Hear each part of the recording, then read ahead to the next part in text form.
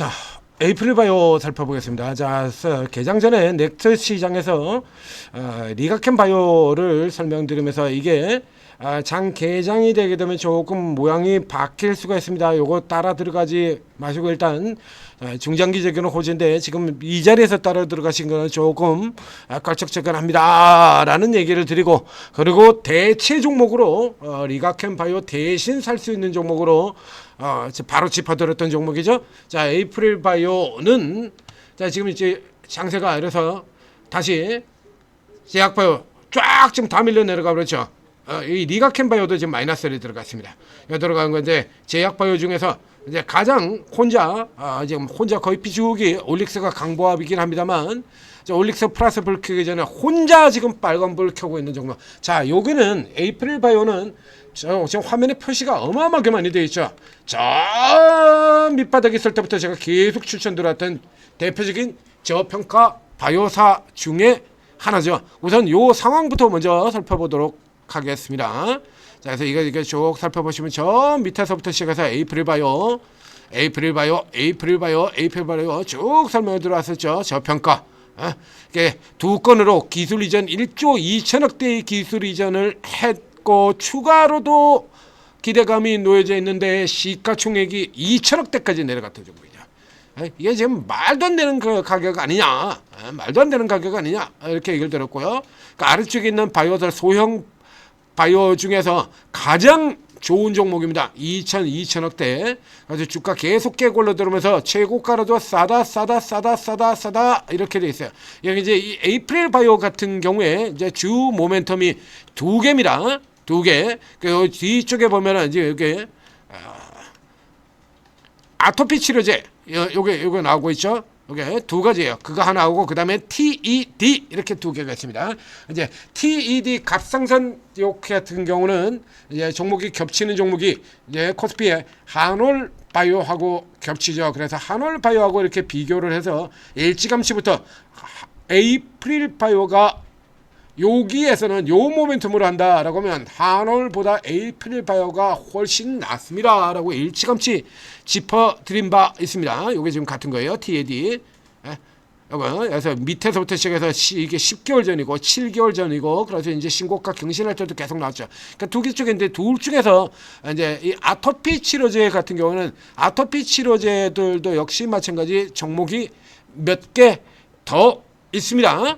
몇 개 더 있는데 그 중에 하나 뭐 애초에 비교 자체가 안 되는 건데요. 하나 같은 경우는 이제 종목 자체로는 애초에 비교도 되지 않습니다만 뉴스로는 제일 많이 나오는 종목 샤페론이죠. 샤페론. 자, 아토피 실패 나오면서 어저께 쭉 내려가서 하한가, 그리고 오늘도 또 22% 자 상패 수순으로 들어가고 있고요. 동전주. 여기 이런 기업들이 있다라고 하면 여기는 그 급이 다른 종목이죠. 자, 급이 다른 종목이 아침에 제가 비교해드린 쪽에서 같은 경우에 이제 잠깐 리가켄 바이오를 설명드리면서도 이 종목에서도 역시 마찬가지 설명드린 바가 있는데, 자, 우리 기관이 가장 선호하는 재료이기도 하면서 그러니까 이제 이런 재료들 같은 경우 우리 기관들이 왜 선호하냐라고 하면 아래로 위로 다 헤쳐먹을 수 있기 때문에요. 이게 자, 한 방으로만 먹는 게 아니라 롱숏이지 않습니까? 매도. 그러니까 위쪽으로도 해먹고 위로도 해먹고 아래로도 해먹고, 뭐 팔도 비빔면도 아니고 막 비벼 섞어가지고 지들 마음대로 어떤 때는 뭐 많죠. 이런 거 게임주 같은 경우도 보고 많지 않습니까? 어제 같은 경우에 빠말이 있었지. 지들이 살 때는 좋다 그러고 지들이 팔 때는 안 좋다 그러고 나오는 맨날 그 짓 하고 있는 게 제 대표적인 종목이에요.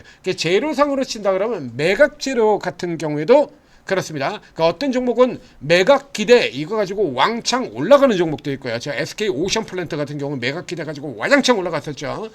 이런 쪽의 종목들 같은 경우는 이제 SK 오션 플랜트 같은 경우는 이건 매각 기대에 이거 가지고 주가를 왕창 끌어올리는 이런 쪽에 들어갔었지 않습니까? 매각 기대 가지고 끌어올리고, 어떤 종목은 매각 가지고 올리고 어떤 종목은 매각 가지고 내리고, 뭐 거의 엿장수 마음대로예요. 엿장수 마음대로 들어가는데 자기도 한마디로 뭐 들어가죠. 그래서 제일 쉽게 나오는 구분 같은 경우에는 자, 구분법 1번입니다. 구분법 1번 그냥 수급을 보시면 됩니다.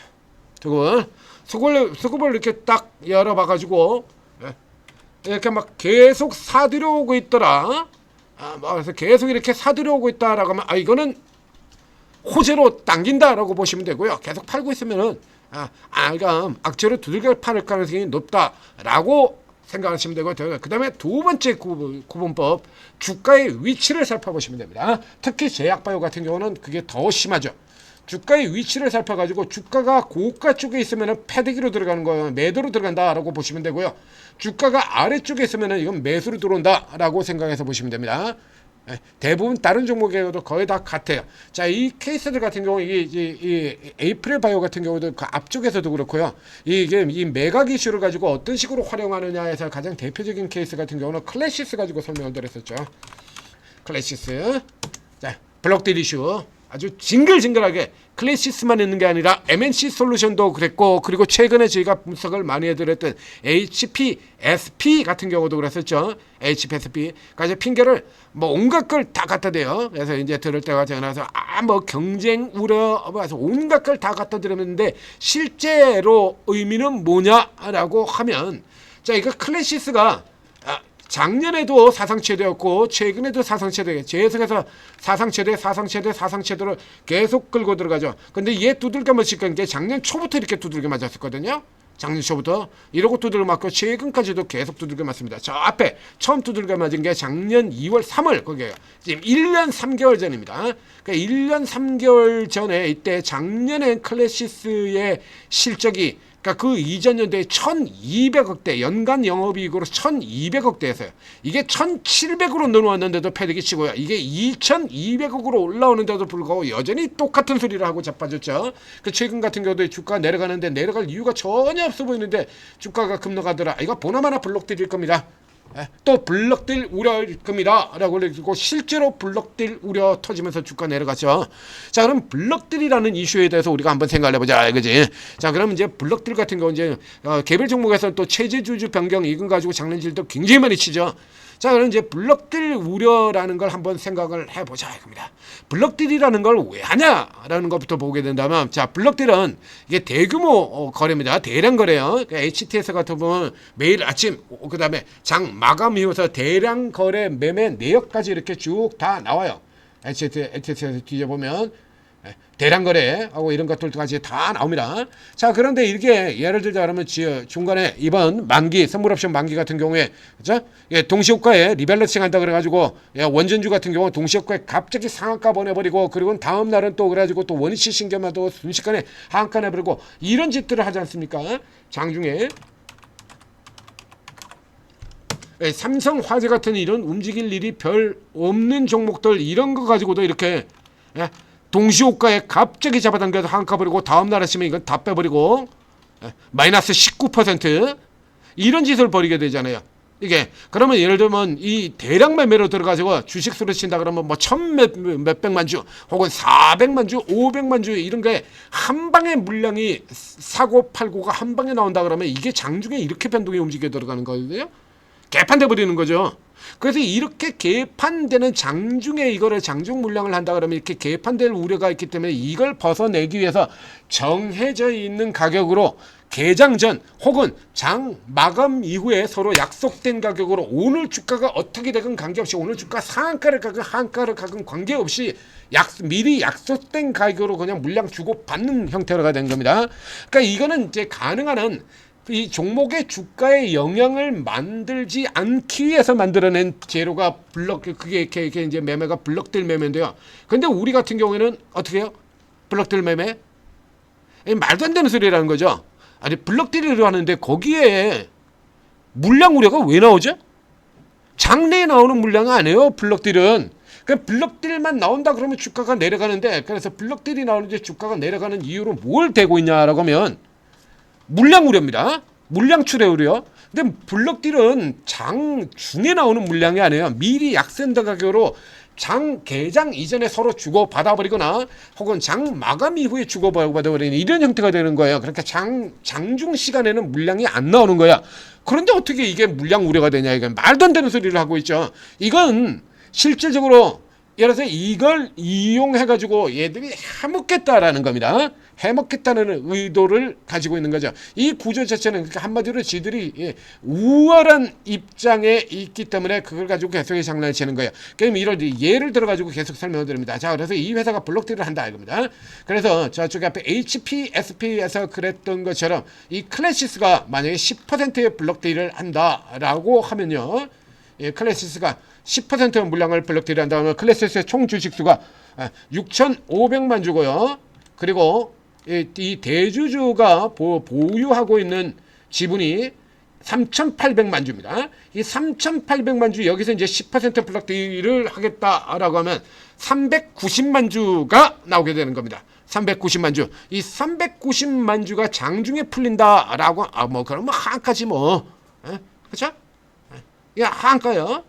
자, 그러면 이게 이 390만 주나 되는 이런 어마어마한 물량을 금액상으로 어떻게 됩니까? 지금 거의 400만 주 잡고요. 그다음에 지금 4만 5천 원 이렇게 들어가 있으니까 1,800억 거치죠.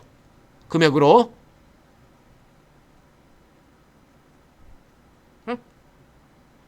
지금 엄청난 규모가 나오지 않습니까? 1,800억입니다. 1,800억 어치를 이거 어떻게 팔 거야? 매수자를 당근에다 올릴 거야? 클래시스 주식 1,800억쯤이 팝니다. 인수하실 분 이렇게 할 거예요? 안 되죠. 구조가 안 됩니다. 그렇기 때문에 당연히 이제 요거를 팔기 위해서 이게 회사의 경우는 팔기 위해서 증권사들에다가 중개를 좀 해달라고 중개 주선 의뢰를 해요. 그러면 이제 증권사들의 경우 바로 이제 이 물량이 블록딜로 나오는 게 이게 물량이 이렇게 나올 것 같다라는 요거를 잡는 거죠. 그래서 분위기 잡아가지고 그걸로 공매도 때려버리고 이 짓을 하게 되는 겁니다. 이게 우리 쪽 말고 얘네들한테 좋은 이유는 자 이렇게 해가지고 이걸 이렇게 해서 까버려서 내려오게 된다라고 하면 인수하는 회사는 자 그래서 블록딜 우려가지고 주가를 까기 전 같은 경우라 그러면 예를 들어 가지고 이제 지금 이게 한 400만 주 되지 않습니까? 그럼 그 전에 주가가 7만 원이었을 때 그 10%를 인수를 하자 그러면 2,800억을 냈어야 돼요. 2,800억을 주고 인수를 할게 이래가지고 공매도로 주가를 까버리고 되면 1,800억이 1,000억이나 아끼게 되는 겁니다. 그러니까 회사를 제외하고 나머지 놈들에게는 형님 좋고 언니 좋고 누이 좋고 매부 좋고 너 좋고 나 좋고 끼리끼리 다 좋은 이런 흐름으로 들어가게 되는 거죠. 자 그래서 이렇게 고가에 있는 종목들 같은 경우에는 이 이슈를 매각 이슈가 된다라면 이걸 매도 재료, 그러니까 숏 재료로 활용을 한다는 얘기입니다. 저가 있는 종목 같은 경우는 주로 롱숏 재료로 활용을 하고요. 고가 있는 경우는 숏 재료를 하는 겁니다. 자 이렇게 가지고 이 종목 같은 경우가 그 전까지 에이프릴 바이오가 굉장히 견조한 흐름을 보였습니다. 그러니까 이제 지수가 밀려 내려가니까 바이오가 밀려 내려가니까 내려갈 만한 흐름대에 딱 걸려 들어왔죠. 딱 때를 맞춰가지고 붕괴로 쭉쭉 빠져서 내려가게 되는데 자 6월 5일 날에 8%가 떨어졌고요. 그 다음날 6월 8일 날 같은 경우 21%의 폭락이 나왔습니다. 멀쩡하게 있다가 21%가 폭락이 나왔다 이거야. 6월 8일 날 이 종목이 21%나 깨져버릴 내용이 있냐? 어디 있어 그런 게? 기술 이전 자산 고도화 순항 잘 나가고 있다 이겁니다. 에버문에 넘긴 아토피 치료제 잘 나가고 있고 갑상선 안병증 TD 치료제도 잘 나가고 있고 여전히 잘 나가고 있다라고 이렇게 나오는데 그 다음날 갑자기 21%가 깨져. 없죠? 지금 내려갈 이유가 전혀 없거든요 이거. 전혀 없잖아요. 이런 데에 여기다 대고 그냥 깨트려버리는 겁니다. 그러니까 실제로는 이거 같은 경우는 이제 매각을 한다라고 하더라도 이 물량이 대주주 물량들 같은 경우는 매각 물량 같은 경우는 장내 풀리는 물량이 아니거든. 이거는 한마디로 해가지고 딱 밑에서 저가에 싸기 위해서 고의로 공매도를 해서 까버린 형태가 되는 겁니다. 자 이러고 난 다음에 그 다음에는 자 지금 같은 거죠. 그래가지고 주가를 이제 밑에까지 다 떨어뜨려 놨습니다. 그 다음에 스톱 신호 나왔죠. 스톱 하나. 스톱 둘 연결되고 난 그 다음에는 이제 넘어갔죠. 이제 이 다음 같은 경우는 이렇게 경영권이 넘어갔습니다. 그러니까 경영권 다 넘어 들어가서 뉴스가 이렇게 나왔어요. 그러니까 지금 미리 사전에 다 작살내놓고 그래서 상대적으로 굉장히 싸게 샀죠. 싸게 사서 딱 싸게 사고 나니까 그 다음부터 시가에서 딱 끝나고 그냥 잡아서 끌어올리고 요런 짓을 하고 자빠졌다라는 얘기야. 예?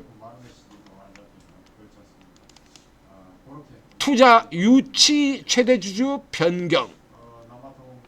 그렇죠? 싸게 샀지 않습니까? 지분 계산해 보자고. 그럼 얘네들 같은 경우는 지금 지분을 지금 이거 얼마를 샀냐라고 하면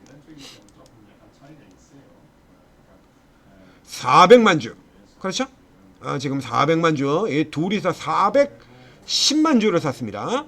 1420억. 얘가 그 위쪽에 있을 때, 예를 들면 뭐 이거 깨트리가 본격적으로 깨트리고 들어가는 거 6만 원 선인 경우면, 최근 같은 경우 이제 4만 원 아래 이게 3만 원 초반까지 내려갔잖아요.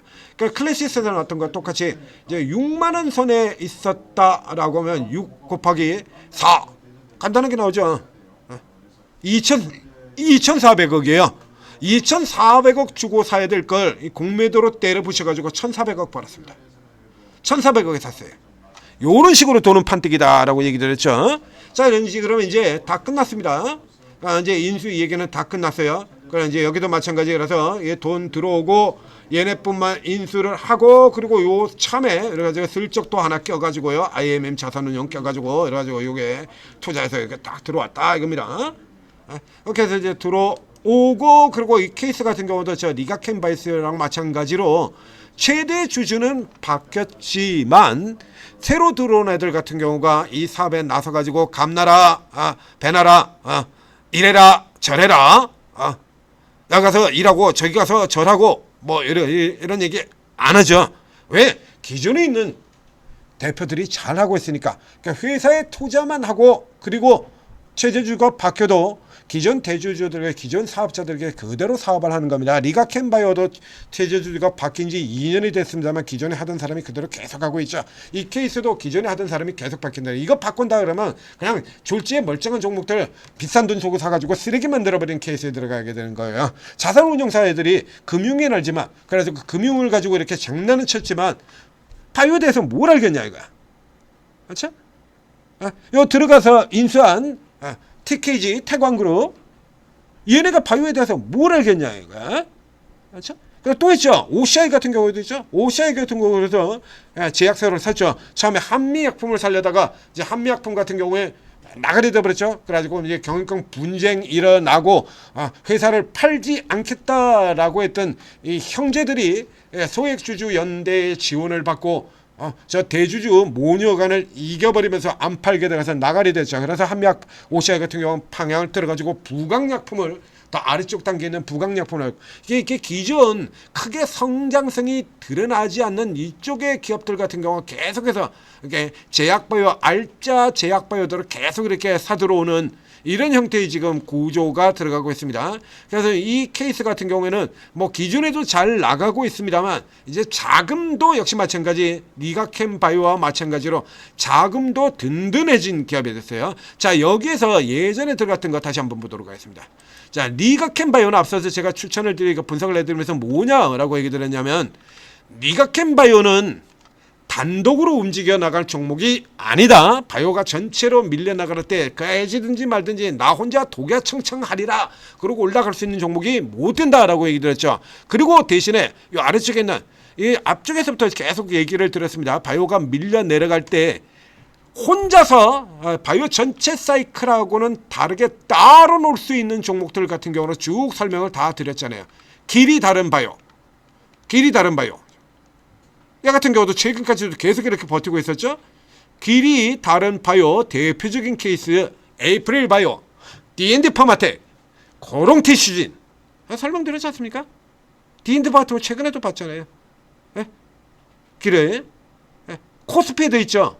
무슨 일이 일어나도 기관이 일단 무조건 지르고 본다 종목 한올바이오 이런 거.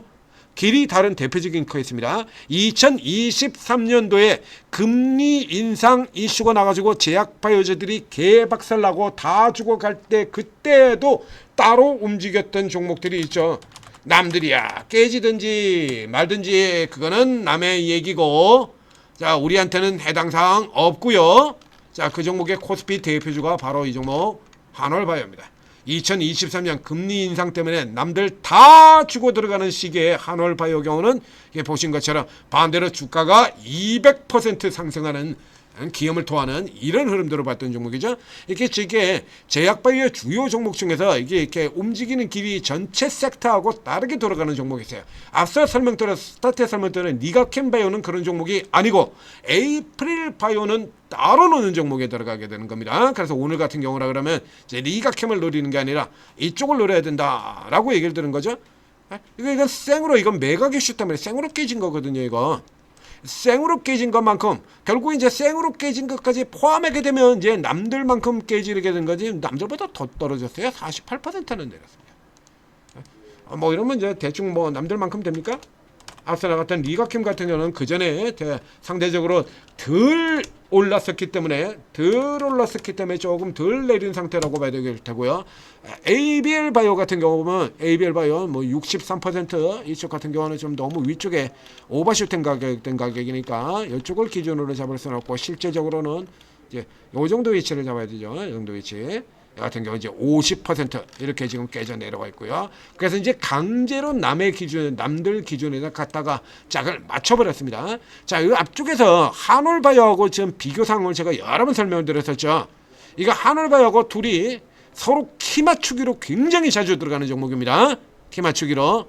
그래서 한올바이오 같은 경우는 지금 잠깐 나왔던 이 한올바이오 경우에 저 앞쪽에 한올바이오가 주가가 올라가는 기관들이 한올바이오가 이게 너무 쌉니다. 올라가야 됩니다. 라고 기관들이 밀어붙일 쪽에서 이슈를 뭘 잡았었냐라고 하면 야 이거 웃기는 소리들 하고 있네 라고 하는 얘기들 했어요.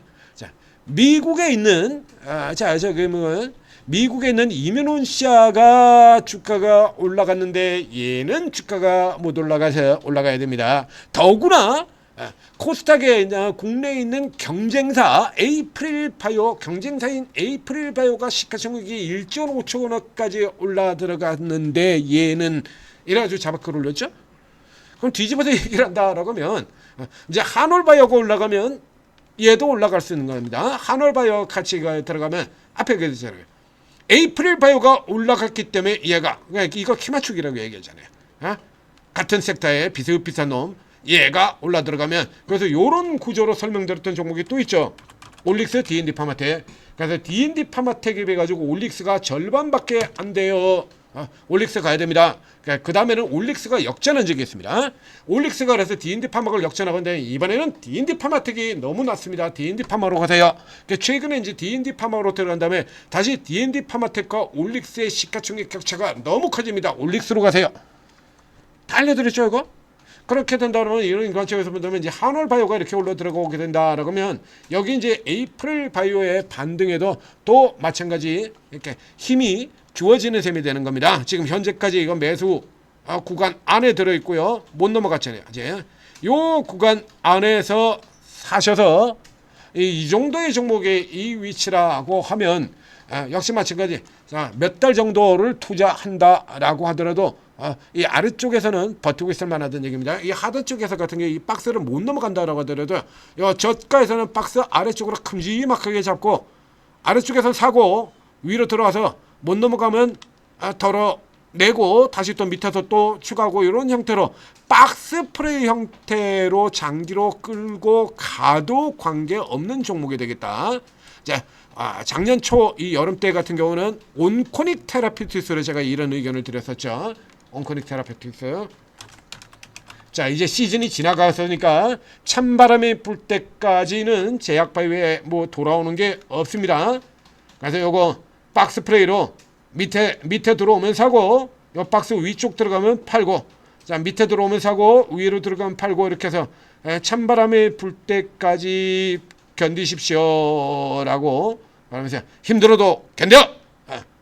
좋은 날이 올 테니까 라고 해가지고 이 종목 뭐 엄청 큰 수익 들었지 않습니까? 600%입니다. 600%. 어마어마한 수익률을 내드렸었죠. 자, 요게 이 정도의 종목들 같은 경우에는 역시 마찬가지로 이 정도 종목의 위치에서부터는 보셔도 돼요. 이제 한올바이어라든가 이런 종목들이 올라 들어가고 단기 숏 매도 이슈 자체가 끝났기 때문에 이제 상대로 지금부터는 이제 잘 버티는 구간으로 들어간다라는 얘기가 되는 겁니다. 조금 길게 설명드렸습니다. 에이프릴 바이오였습니다.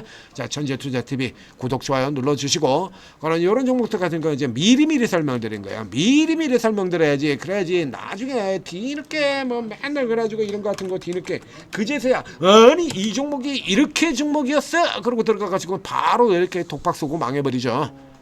저 밑에서부터 제가 이렇게 추천을 드렸는데 이때는 쳐다보지도 않고 있다가 뒤늦게 아니 이게 코액티브에서 가장 높은 비중을 실었다 럴수 이럴 수가 그러고 들어가서는 그냥 막아버려져. 이런 일 당하지 마시라고 미리 다 설명드리는 겁니다. 그리고 이제 잡을 수 있는 종목들 같은 경우 이런 저점 들어왔을 때 위치까지 이렇게 딱딱 다 잡아드리는 거예요. 자, 오르고 도움 받으시고 성공 투자하시기 바랍니다.